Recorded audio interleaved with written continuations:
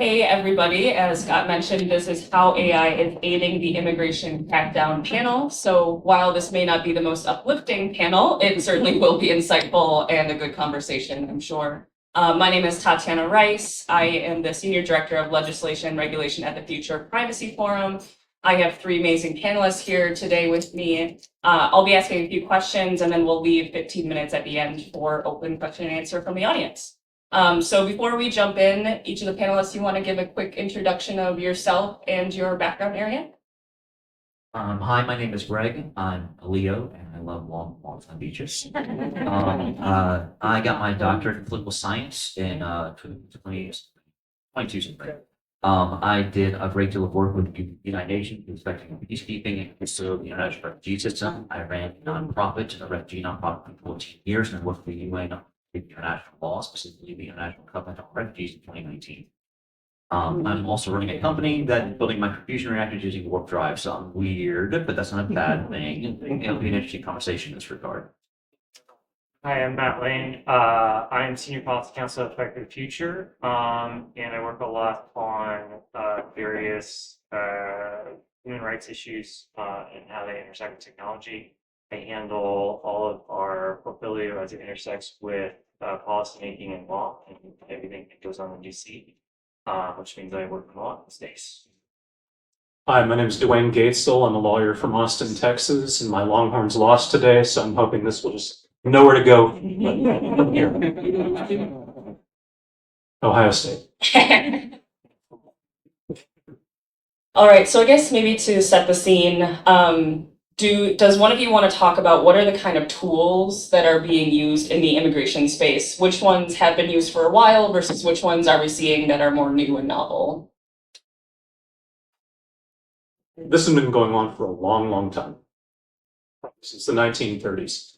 And as technology is advanced, they just are adapting new technologies. So whether it used to be cell phone towers or survey platforms or whatever, now you have hypersensitive microphones. You've got lasers. You've got drones. You have basically high altitude balloons. You have license plate readers. The array of technology, it has become kind of the security industrial complex. Everybody's kind of getting in on it, from data companies to hardware manufacturers to everyone saying, oh, there's federal money here. Yes, of course we can do that. And the thing that a lot of people don't understand is that Customs and Border Patrol has jurisdiction within 100 miles of the border, which, if you take into account the East Coast, West Coast, Gulf, all that kind of thing, you're talking about 2/3 of the entire population are within the scope of the border. Well, if you are giving up rights in the border area because of crime, security, whatever the excuse du jour is, you're talking about a majority of the country that's subject to this based on what we think or what they think has to be done in the name of security. My experience begins and ends with facial recognition, which is something that we have worked on for quite a while at Back to the Future. But it is an old technology that has recently been made a lot more powerful. Obviously, AI is in the news constantly with its new capabilities. And so this is obviously technology that is fit for purpose for immigration crackdowns. I was sent to Identity Week, which is a big convention of all the identity providers, technology providers. And while there were some that were either in their presentation or in speeches were like, hey guys, we gotta do this better, we gotta better people. There are others that were advertising the ability of predicting age, sex, nationality, and race as separate categories on a large scale, hooked up to any sort of major bank of cameras. And so obviously there's a lot of scary things happening there. So I'm going to go from a slightly different perspective. The company I run, like I said, is doing microfusion reactors, and I had to actually ban my team from using AI. The reason is because AI is great at guessing, but it doesn't help the original research. It's always pulling from the past. The other reason is I've got several case studies of The fact that the data that goes into AI will, of course, tilt where you want to go in that regard. And a great example of this, a friend of mine, Madison Butler, if you want to find her on LinkedIn, discussed that she was actually working with a startup that was using basically AI technology for, of all things, hand dryers, like the ones in the airport, like, you stick your hand in there. And they ran it all the way through, and they were about to take it to market. And she said, "Would you run on a black person?" They were like, "No, why would we?" Turns out that the wavelength they were using, black people's hands would not activate the towel. So if your skin color was below, was reflecting a certain wavelength of light, it wouldn't pick it up. Why didn't they catch that? Because they had all white people in the control group. The AI they designed pulled all that data and did that. And they went, "Oh, it's the computer." For everyone who's in here, Giga. If it's garbage in, you're gonna get garbage out, right? And with the massive amount of data that can be collected now, you can easily go in the wrong direction. The other example I've usually used is self-driving cars. Most of the time, they drive fine. But when there's an emergency, the AI is guessing the best thing to do because there's not enough data to tell it what to do in emergencies, by definition, because there haven't been enough emergencies for it to learn what to do.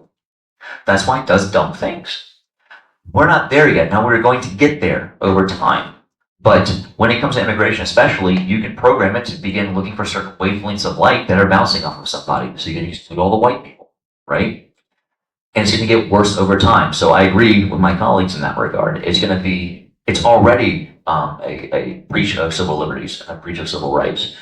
And it might get worse. And this is a very good conversation to have because the law has not, as usual, the law has not caught up with technology as of yet. That's actually a really good, I guess, transition into my next question, which is specifically about civil liberties and civil rights and privacy. So I guess, what do these types of tools, and if you can be as specific as possible, that would be great. How do these systems pose risks to privacy, due process, and civil liberties? And Greg, maybe we'll start with you and then go back the other way. It's kind of bizarre, and I'm gonna say something that might be a little bit controversial. If you want to throw a box at me, please, by all means, there it is. A box in the back. The U.S. Constitution was not designed for the 21st century. It just wasn't. It was designed in the 18th century for a small agrarian republic, a very limited governance structure. The usual analogy I use when I teach American political science is here's your smartphone, right? What a gorgeous piece of technology. It's amazing. It has all these amazing gadgets and whatnot. The hardware is amazing. Now let's put DOS on it. Software's crap. And the United States Constitution has done the best that it can, but it's very difficult for it to keep up. A lot of what we're discussing right now is discussed through judicial issues, through the courts. And that's a problem because the courts can kind of swap whenever they want to. We think there's a lot of precedent, but precedent doesn't mean you have to do it. Good example, Roe v. Wade. We can always throw out decisions, right? So precedent is nice, but it's not locked in. The United States Constitution is 14 pages long. It is the shortest constitution in the world. Most 20th century constitutions are approximately 100 to 150 pages because they actually spell out what liberty means, what equality means, what civil rights mean. And it's not like civil rights. Here's what freedom of speech actually means. Bam, bam, bam, bam, bam. There isn't a lot of room for interpretation. Here, on the other hand, because of our common law heritage, there's a lot more wiggle room. Which, depending on what side you're on, sometimes that's a good thing and sometimes it's a bad thing. But the issue is that we are fighting to fix these things and to deal with these things, especially AI technology, because it's so far ahead, we have no way to really keep up. And courts, by definition, are notoriously slow. So we're already a decade, if not 2 decades behind. And we have people in Congress who don't know what AI is in the first place or what's going on, and they're passing legislation on things they don't know about. I know that's shocking, but it's true. The current administration is demanding there is a sort of rate of deportation at a level that has never been seen in the history of the country before. And while sticking to the topic, what that means is you can't really accomplish that without creating a surveillance state. You just can't find that many people that quickly. And I think that for a lot of human rights, civil liberties reasons, you should care what happened to other people. But I think there's also a lot of selfish reasons why you should care about this. Because even though these systems might be designed to identify people of specific nationality or background, they're still logging you, where you're going, what's going on. They might put you in a different folder, but you're still in the system. And so I think that we see the potential for the creation of one of the biggest surveillance systems that the world has ever seen. And I think that should be concerning to folks. Yeah, let me talk just a little bit about some of the AI cases that are going through the courts right now. A lot of it, I work with a lot of creative people, writers, and so forth. And there are literally thousands of cases that are in the courts right now, as we speak, about, for example, you have the large companies that are taking information, they're scanning in books, they're digitizing all of this stuff to train the generated AI model. Well, why are they doing that? Is it because they can then generate their own output and cut the creatives out of the process and thereby earn even more money? A cynic might say that. So let's extrapolate that. None of these cases have come to decision with, except for one, involved Westlaw. And that wasn't really even generative. It was just someone using Westlaw. Westlaw is a legal search software platform. And they were just using kind of the head notes and putting it in their own competitive thing. And the court decided, okay, that's an improper use. What happens if some of these cases go sideways, of some of these thousands? Imagine if they say, yes, you can take all of this data, you can suck it all up, you can use it for whatever purpose in the creative aspect.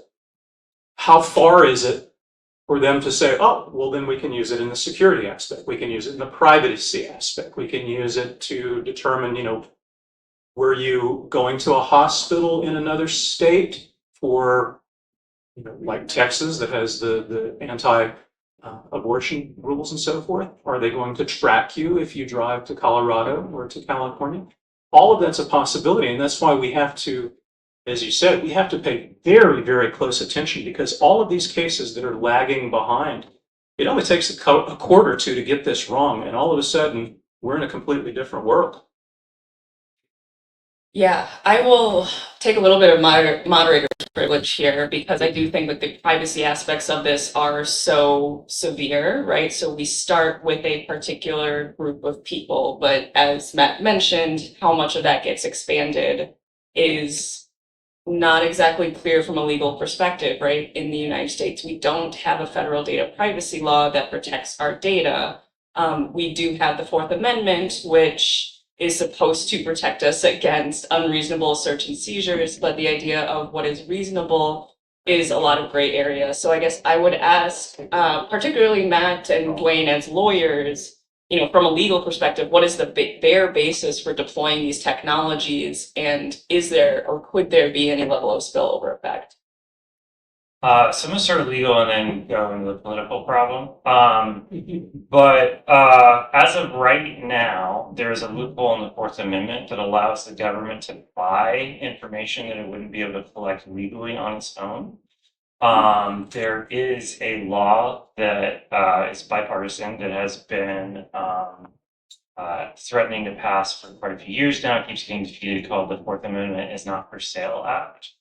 But because there is this loophole, there's a tremendous incentive structure to create this public-private partnership around surveillance. And that's dangerous for a number of reasons.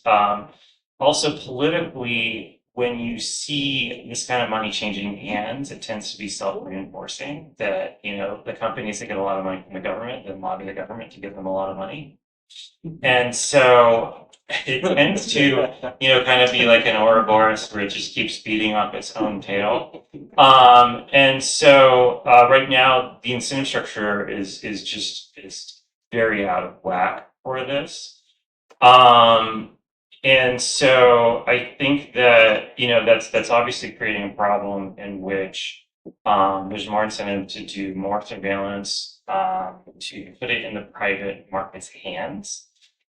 Which then, again, because we have no federal data privacy right, we have no regulation of data brokers, can leak out into broader sales of data So this might not just impact your civil liberties as vis-a-vis the government, but all of a sudden, advertisers, corporations and stuff can now potentially start buying records and tracking you to figure out what your shopping habits are, to figure out how to influence you, to figure out how you spend more money.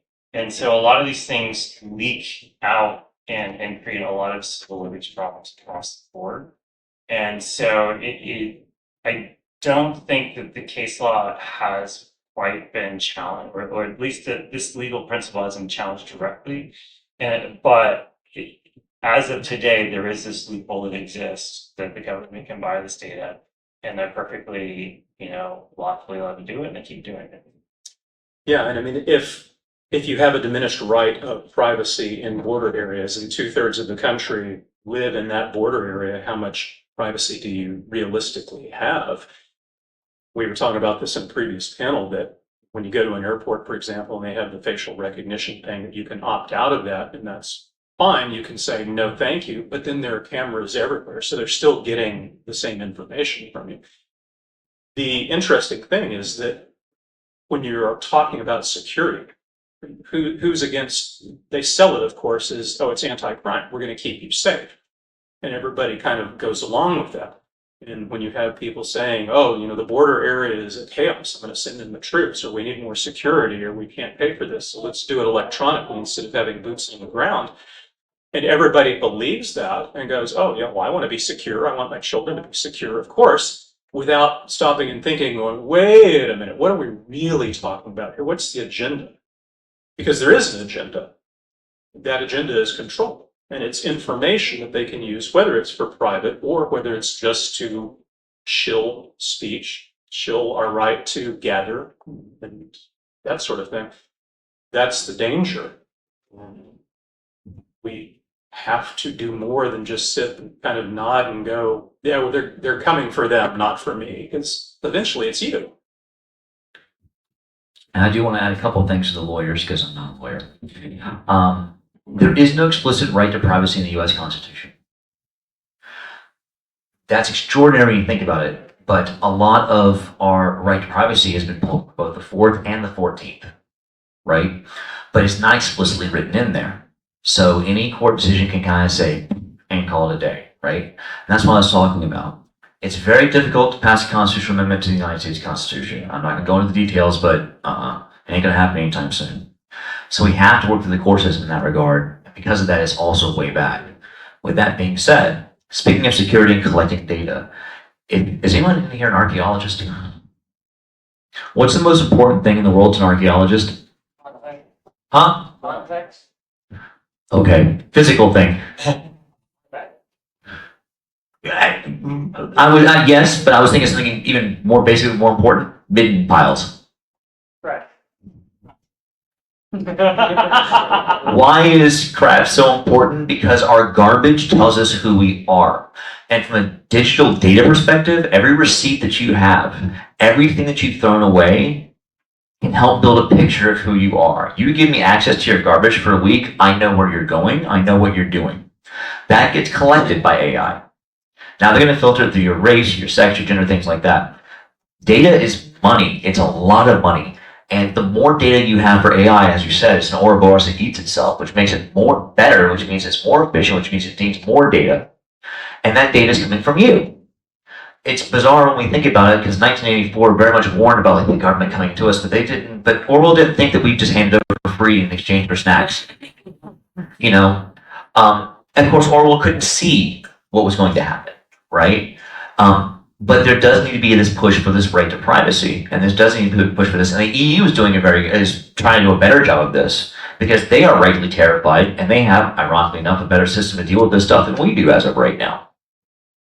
I mean, I guess on that note, are there any types of legal constraints that are on them that people have in order to try to challenge these practices, or do we just have no level of transparency or power in trying to fight this kind of thing?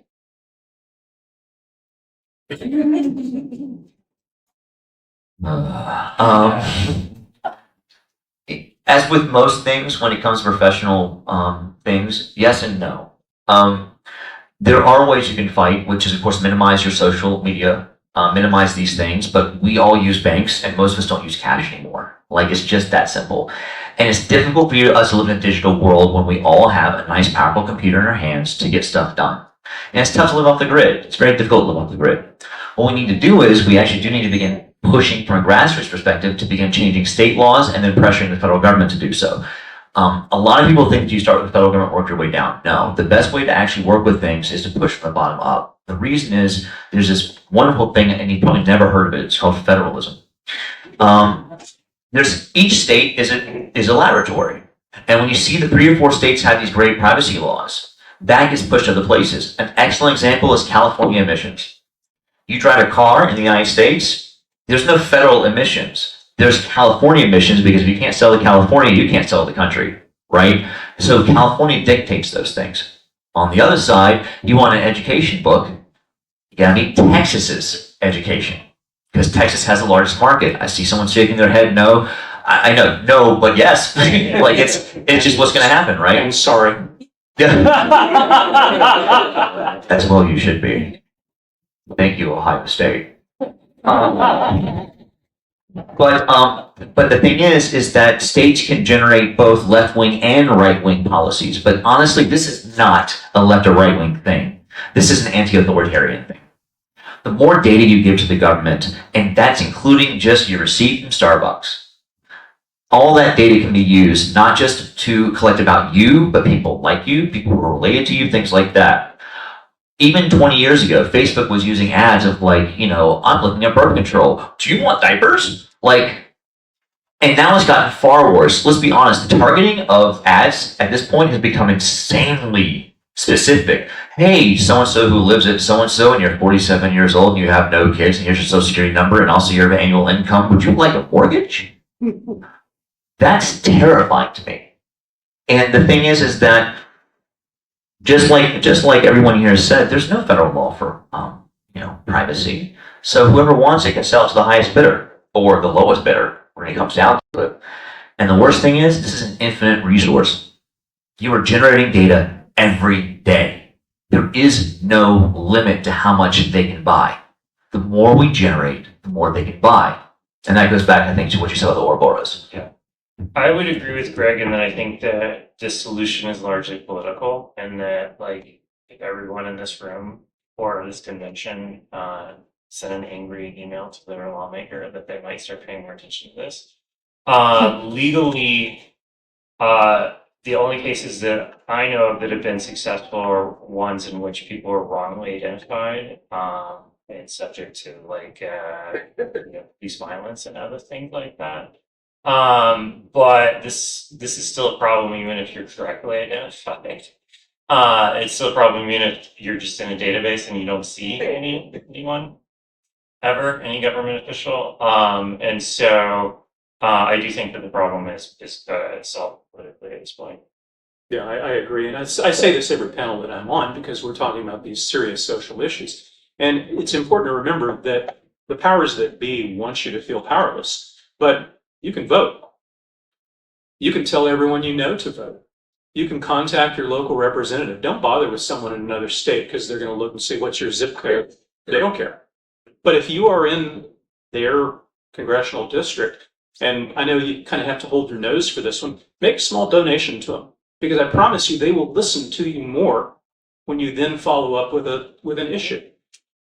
If enough people think this stuff is serious and aren't kind of dulled by desensitized, shall we say, to everything else going on around, you can actually effectuate change. But as Greg said, it has to start locally. You're not going to send something to the administration and have them change. It's got to be local pressure.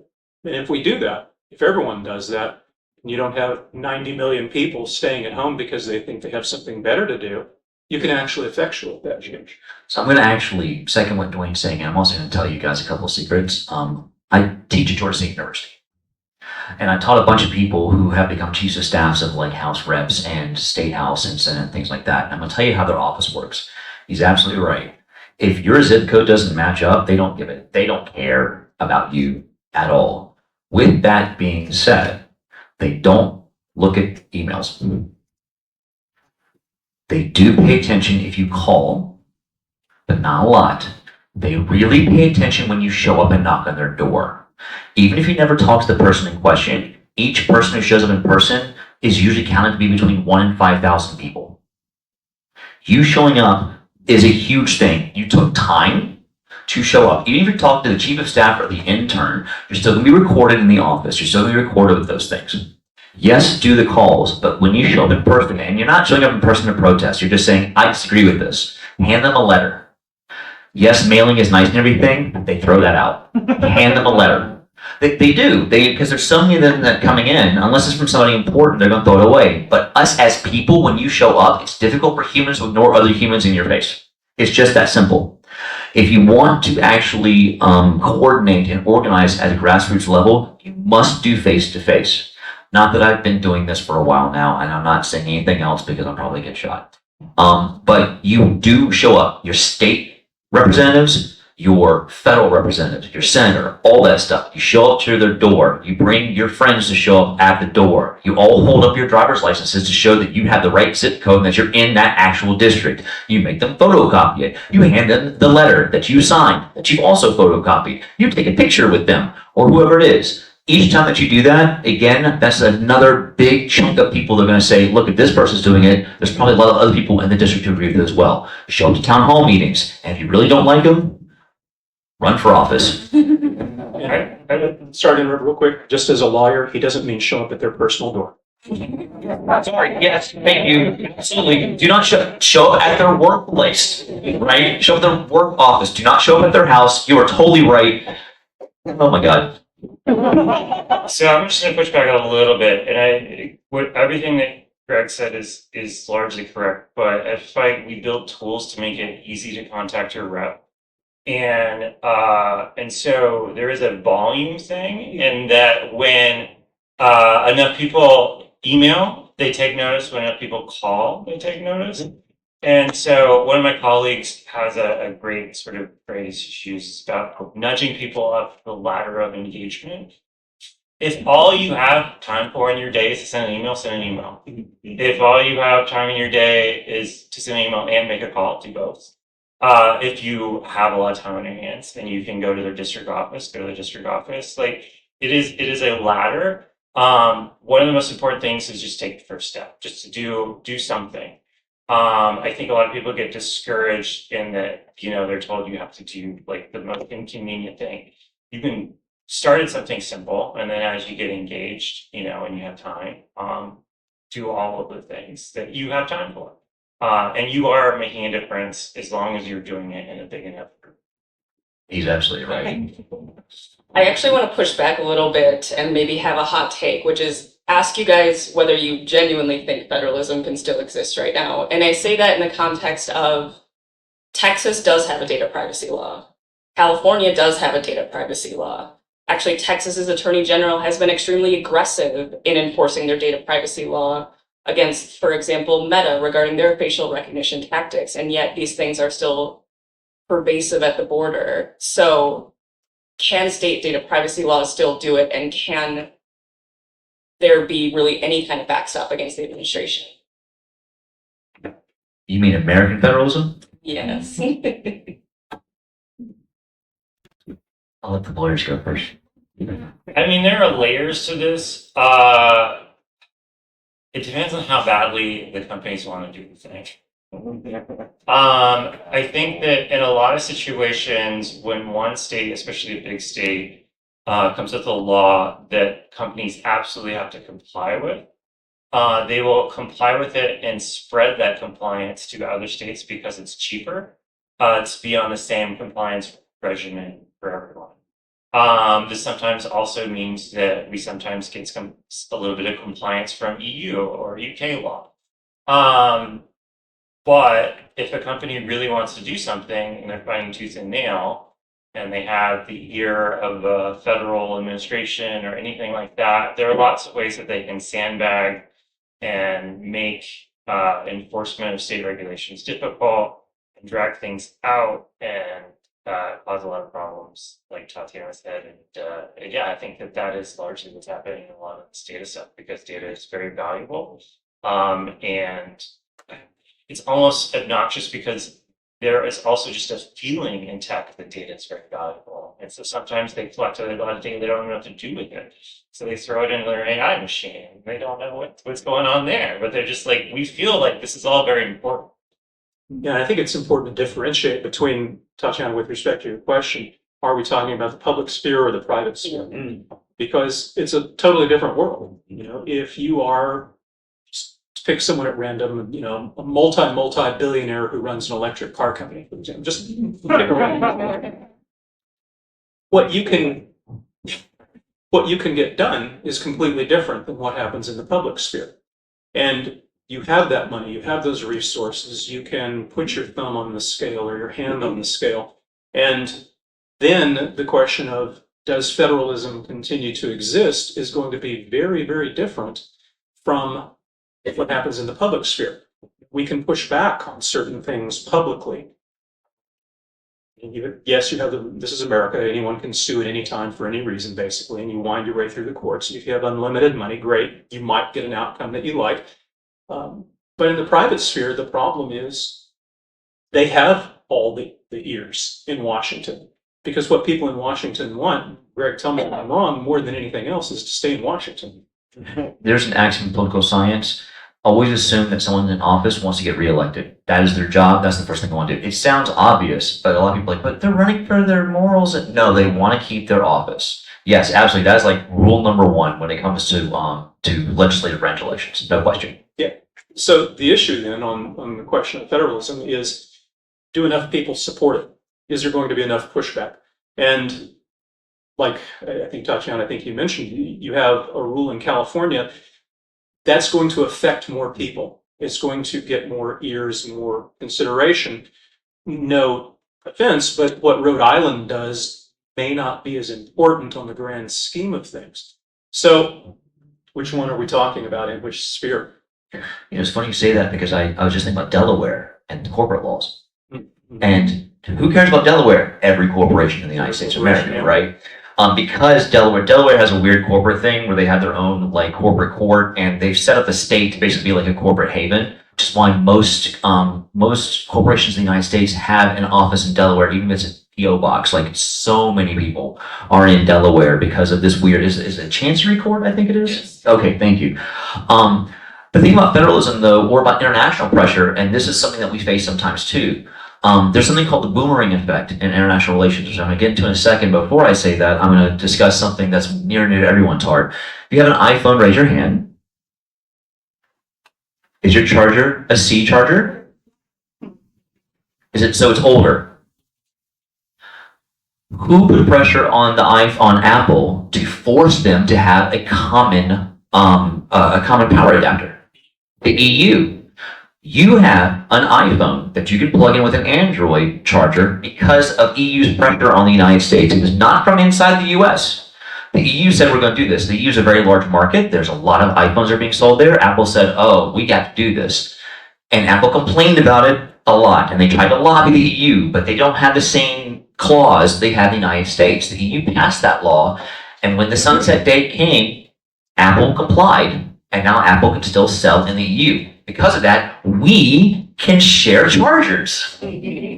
So the idea is that federalism, the issue with federalism, of course, is the fact that, how to put this, the federal government kind of holds a lot more cards than they want you to tell you they do, and that's fine. But you can still use international pressure, especially from markets that we are really entwined with, the EU, China, things like that. The boomerang effect is I can't talk to my government. I can't push my government because there's corruption or there's gerrymandering or all kinds of other issues, right? So I'll talk to my government's allies and I'll tell them what I need to get done, and I will hope that they will pressure my government to do it because I can't go directly. So you kind of go around their back. This is how you actually see North Korea being drilled on human rights. North Korean citizens don't talk to their government. They find amnesty to sneak out the data. Amnesty takes it to the UN. China pressures North Korea to shut up because China has enough to deal with, and North Korea changes its policies. Not always, but the point is, if you can't go directly upwards, you can go around. And that's really important for things of this nature. To go to your point about federalism, is it dying? The weird thing is that federalism in the United States is so poorly defined because it was designed that way. But there's plenty of federal structures in the world that work. Two examples that come right off the top of my head, Switzerland and Germany. They work great because they clearly defined the sphere of the states and the sphere of the federal government. We've been having a war about that for what, 200 years? In fact, I think we had one war about that, which is about state rights. Well, enslaved. So, we've already done this and we're still having this dance because we haven't updated this thing yet. When it comes to law, and I bet you money that the lawyers will agree to know this one. If I'm wrong, tell me so. Lawyers really hate ambiguity. The Constitution is really ambiguous when it comes to federalism. Last question before we open it up to open Q&A, so get your wheels turning. For folks who might want to engage with their local representatives, just generally thinking ahead, what kind of reforms or safeguards should be prioritized to protect these kind of rights? It's interesting, we've kind of hinted at this, but we haven't really talked about it. Europe passed the GDPR, which is in their general data privacy law. And what happened is, I think, Matt, you alluded to this, that companies in the United States basically just started complying with the EU directive on privacy. But again, that's the private sector. Why did they do that? They didn't have to, but if they're doing business anywhere outside our borders, they want to comply with that because it's easier and faster, and you set whatever the standard is, and then you know that you are complying. If you're complying with them, then you're okay here.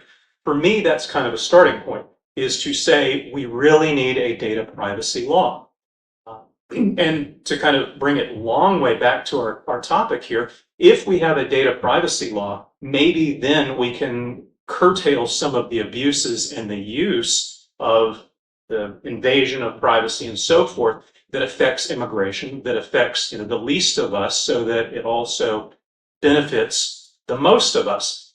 So that would be my starting point of what I'd like to see.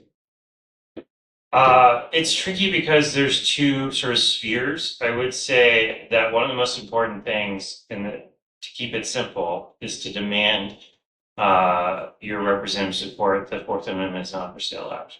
Because that's what is the most likely to protect you from the government spying on you by buying these private sources of data that data brokers collect.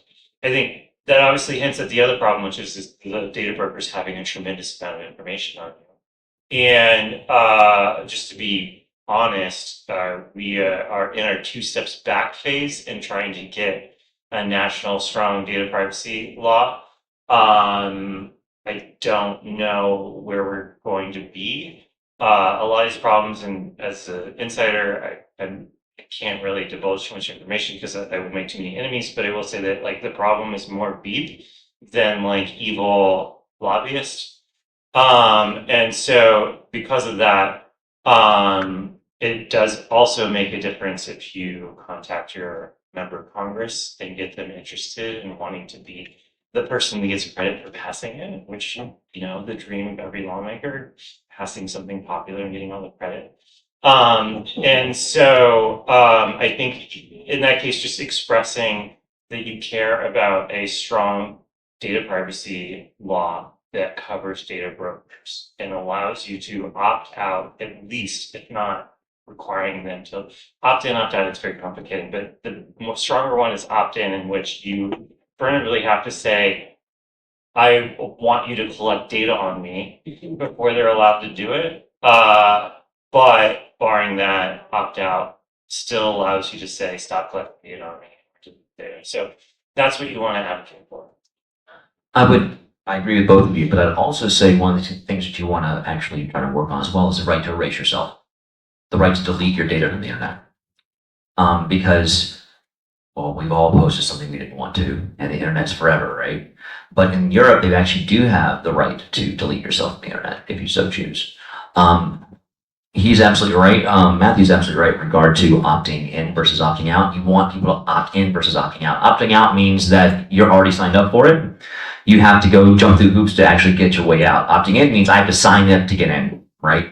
And there's plenty of political studies that show it is much easier to get people to, if you want people to do something, it's opt out.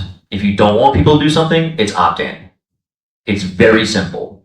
And the numbers are ridiculous. It's like a 40% change or 50% change when you do that. It's very, very simple. But the right to delete yourself, That is a really important thing.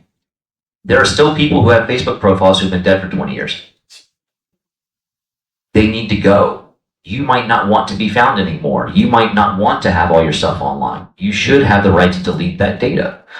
That's going to lead to a lot of other problems, don't get me wrong, but that's another place to start as well. Just on that point, there is a bill, and I don't know if it's been reintroduced yet, but called the Delete Act. And that is exactly that. It's In California. federal. Um, Well, it's based on the California law. Okay. and so, Yeah. okay. Yeah, and so another one simple thing you say, I want you to support the Delete Act. Cool. Well, if folks want to start lining up, if they have questions, I think we can utilize the rest of the time.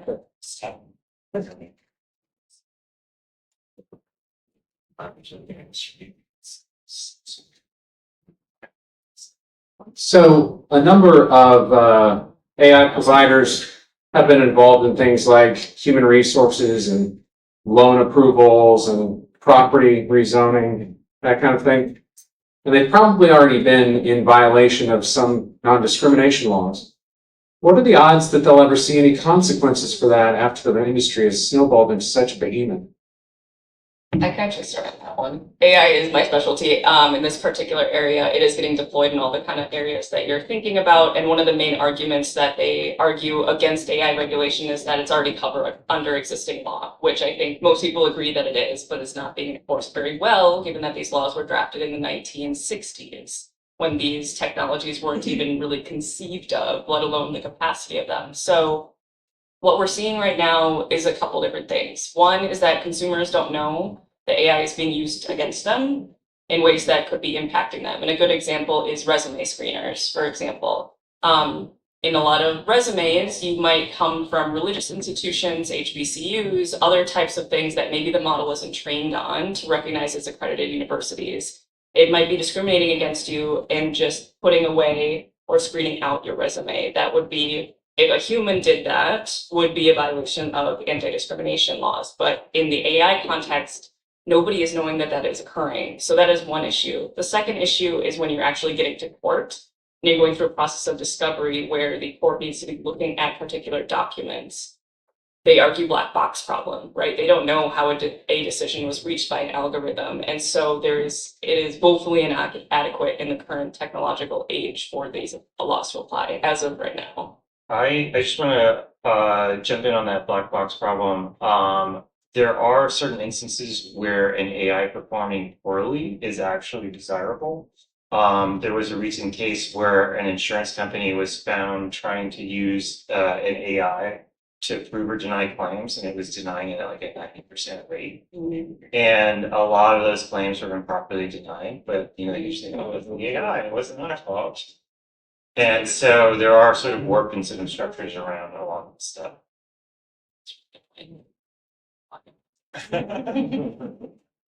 We talked a lot about data, I mean, facial recognition, but all our transaction data, there's cameras everywhere. What is like the ramification of large companies like Palantir or ones that haven't started yet? They're trying to create these large databases. If that succeeds, is there what's the next step?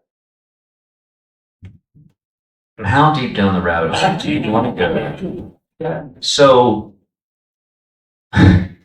this is literally like most 20th century dystopian science fiction novels, isn't it? Right? And the great news is we don't know. The terrible news is we don't know. Like, it depends on who does it. When you go into the United Nations and you take a right in the headquarters, there's an old meditation room, right? And in that meditation room is a big, massive block of iron. And there's a little dedication on there, and it says, hey, listen, we as a civilization dug this iron up out of the ground, we purified it, we made it into this block, into this cube of iron. We put it in the center, touch it, you can feel it, you can feel what it is. It is up to us as a civilization how if we make swords out of this or plowshares out of this. It is our call as a culture and as our call from a cultural and a social perspective and a political perspective what we want to do. One of the main issues I've seen, especially at conventions like this, is that everyone loves physical science. They're like, this is amazing, this is wonderful, this is great. But our physical sciences seem to have actually far outpaced our social sciences. And that's a problem. We can blow ourselves up tomorrow, and there ain't nothing we can do about it. We're kind of always sitting with Damocles' sword over our heads. This is another way to do that. Or it can be used for very useful things. I mean, let's be honest, AI could be used to actually help diagnose cancers early and do all kinds of screenings. Like, there's a lot of power in this. I'm sorry? There's no money in it. Which is why I have to get rid of money. That's a story for another time. But the point is that you're right, there is no money in it. That's absolutely true. But then again, if the government cuts you a check for doing it, there is money in it. The government can influence and push things with both monetary and legal avenues, right? In fact, that's what they use. Lots of carrots and lots of sticks. It's just a question of pushing the government to do what we want them to do. If I can just real quick. This is a lot of negative stuff that we've talked about, but, and I've said this in a previous panel, the thing that makes me optimistic is all of you. We're here at a pop culture convention. You could be, meeting celebrities or whatever, and yet you've taken the time out of your day to come discuss something that's very serious, that's very important for us as a society. As long as there are people like you and talking to others and convincing others, we have hope. And so, thank you. I would just, real quickly add that, the problem is the collection of data. The bigger problem is the aggregation of data. And AI, to get back to the topic, ties into that rather problematically. There's a movie that came out a while ago called The Lives of Others. It's highly recommend. It's about when Germany was basically run as a spy state, and digs into sort of the impact psychologically on the spying as well as those being spied on. East Germany. Yes, East Germany. But like it is also remarkable how many people are involved in that operation. Like it just takes a lot of manpower to spy that much. AI reduces that cost, it reduces that need, and right now it is largely has a lot of error rate, but it might not always be like that. And so, it's a problem because it gets things wrong. It's also a problem if it gets everything right. Also say in answer to your particular question about like Palantir and the centralization of data, there are a lot of people challenging it right now, so it's not going unnoticed. It is certainly something that, in my opinion, is pretty blatantly against the law. Like there are government use of data laws in this country. We might not see the fruits of that for a few years, but some courts are going to be disagreeing with each other as we figure that out. But hopefully that's a note of optimism.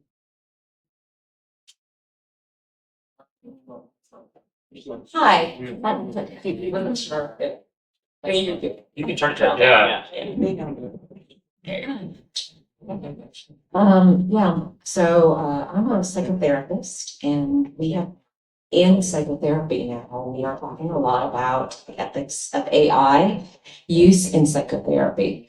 Both, people who, the general public who decide to use AI instead of going to see a real live person therapist, and the concerns and lawsuits that are out there where AI has really harmed people with that. But apart from that, as a profession, AI is starting to get in with venture capital companies that my face. That oh my, I have so many stories. that want us to write our notes, to have AI record sessions, right? And then write the notes, right? And right, yeah, I see your face, right? That's been the way I've been thinking, because I have clients that are social justice activists, that particularly in this administration is dangerous. There's surveillance of them. And then I have, and then I have clients who have bodies that can get pregnant, and there's concerns about that because I live here in the South, right? So so my concern is like I use a HIPAA compliant service. I write my own notes. I have opted out of the AI. But it's scary because, these companies take, I'm just wondering, like, is there something else as a healthcare provider that I need to do when I write my notes? Because I purposely do not Like I use all these words to dance around the fact that these people are activists. I'm like, yeah, they volunteered. Or yeah, they have a medical issue. But I mean, I need to be able to write my notes, but how do I do this? And am I being paranoid that this stuff is gonna get scraped and my clients will, okay, go ahead. You're not being paranoid. And I'll tell you how to fix it, but you're not gonna like it.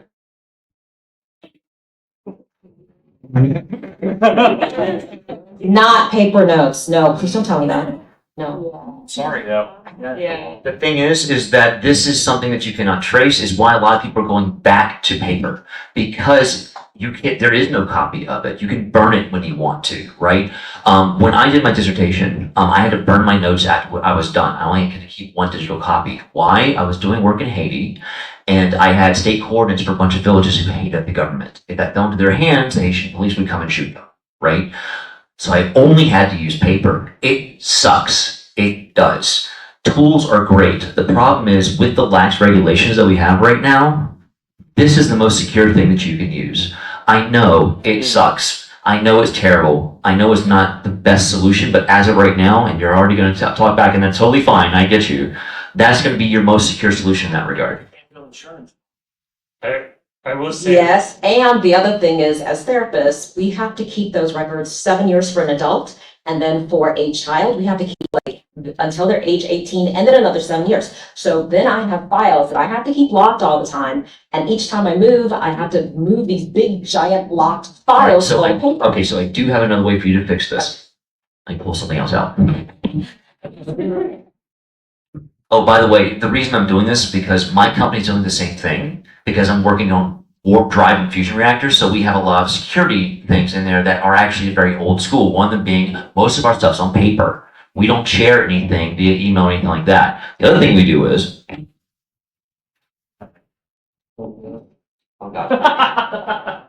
not in here. But that's okay. Scan and flash drive. That's how you do it. You don't need to keep the paper. You do scan and flash drive. If you do that, you can have PDFs. You're good to go. PDFs by definition are locked, so you're good to go. You scan all those in. It's annoying, right? But now you can have the ability to take your notes without compromising security of the client-therapist relationship.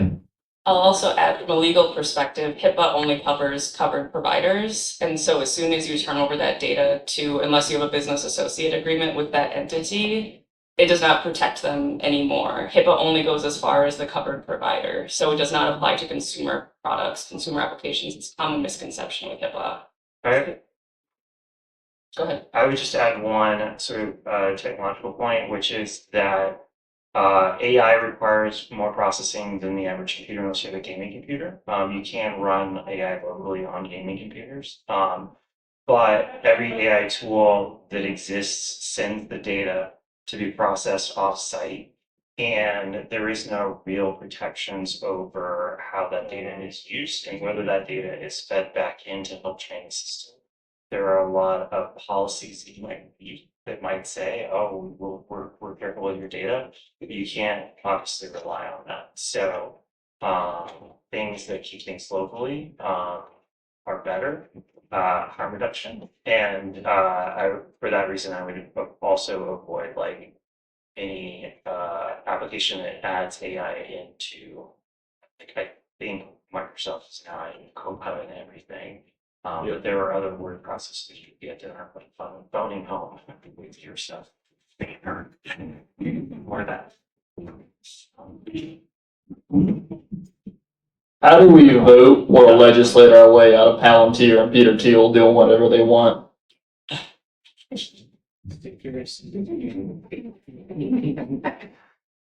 Okay.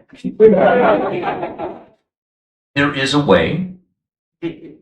There's several methods. I'm actually taking part in one of them. I work with whatever. If I get shot, I get shot. A lot of people reach out to me after the election, like, how can we fix this? And I said, all right, here's what we're going to do. So I'm working with several Democratic officials and other officials in different states, different swing states, and some of them are not swing states, to try to take back the U.S. House. The goal right now is to take back state legislatures, then go ahead and redistrict, win back the House, and then continue from there. The other goal is to actually create constitutional amendments. This is a long journey, though. What I would say is, I want you to remember this is a marathon, not a sprint. There is a organization called Indivisible, which is ran from like 2010. They actually came out of like Tea Party staffers. And they basically showed here's how to fight back. That's actually where I talk about like email versus, and you're not wrong either. We don't always need generals. Sometimes we just need someone to show up at the protest to hold a sign. Sometimes we need a general who's actually in the war room, yes. But sometimes we just need someone to send the email. Whatever you can do that's not stressing you out, that's fine. Because part of authoritarianism is, or even semi-authoritarianism, is to make you exhausted. It's to make you drained. Stay with your friends. Make sure that you take care of yourself. But if you feel like you have the ability to do so, run for a local office. Not just because it'll get you experience and things like that, but also because even if you lose, the next time you run, you have a better chance because people know who you are now. And then you move your way up, right? The Democrats, especially, the Republicans did this very well for about 15, 20 years. They ran local everywhere to build a deep, deep bench. The Democrats kept thinking nationally. I think when Obama won, everyone was like, we win. That's not how this works. You have to keep building a deep bench. So in that regard, you do that. If you want to take action now, you can't. But politics is a very slow train that sometimes goes off a cliff. The idea is you keep the train going until you get it off the cliff. And that's what I would recommend in that regard. And please tell me if I'm wrong. I think that's right. I think that one of the problems with having a strongly politically favored actor is that they are very tied to the politics of the moment. And that also cuts both ways. You know, Elon Musk being the least popular person, I think, on the planet right now, and no longer being involved in politics for probably a number of reasons. God bless. Hi, I'm a child of immigrants. Most of my family are immigrants, and it would be incredibly dumb of me to say that there's not a level of fear amongst my family. In terms of the political climate and by extension AI, my question is, what can I, as an American citizen, do on the ground now? I know it's a marathon, but I feel like I need to do something Donate now. to ACLU. Go find other people, anyone who, make sure that you find a list of all local lawyers who are immigration lawyers. You can get that from the ACLU usually. Donate to them, donate to other nonprofit organizations or political organizations that are doing this. They need money. They also need your time. If you can give 5 hours to, even if it's phone banking or something like that, time is time. And you need those people to do something of that nature, right? Money especially is really important. This, because of Citizens United, this is all about money now. So even $5 or $10, but everyone else doing that same thing, do that as well. Also, if you're an immigrant, you've got a family of immigrants, make sure you all have your passports up to date and build, do you know what a bug out bag is? Oh, yeah. Keep it up to date. I would agree with Greg, but I would also add that smaller nonprofits need a lot more money at this time. And I'm looking at my colleague because she knows the list better than me, but Mi Gente, Yeah, Just Futures. Just Futures Law. There's immigration justice groups, right? Citizen Texas, like I would say like local immigration justice Yeah, groups. find your local, find your state, and find the national civil society organizations that just do immigration justice and donate your time or your money, and they will appreciate They're it. both very liable. Manhattan also does specific campaigns on tech price, so like that's a great place to donate. And even more Yeah. informally, make friends with a lawyer too, so you can ask them some free advice and be ready. I'll come hang out with you. Thank you. And on a personal note, also just watch your social media. They are watching that like a hawk. I do not delete it, but make sure you and your family are being very cognizant of it. Okay, this is our last question, I've been told. First of all, I am a state level lobbyist, so thanks for the plug for like federalism and state laws. Not on these issues. But Tatiana, you mentioned that, you know, California, Texas have their own data privacy laws. Is there like a model? Which of those is the best? Which should other states be adopting? Yeah, so there's two kind of common frameworks for data privacy in the US. One is kind of the California model, and so they have a particular data privacy law and framework that is maybe closer to what is in the EU. They were the first state in the US to pass data privacy law. The rest of the other states, I would say there's about 19 states in total that have data privacy laws, follow a little bit of a different framework. Each of them maybe build on each other, some stronger than others. But yeah, so there's kind of like two models, and there has been a number of federal bills that have been proposed over the past, I would say, like 5 years that take a completely different even framework from that. And so like we'll see what happens there. But yeah, curious if others have thoughts about, general strength or weaknesses of particular models. I would just say, as a native Texan, I would go with a different state. I'm from Alabama, so I understand.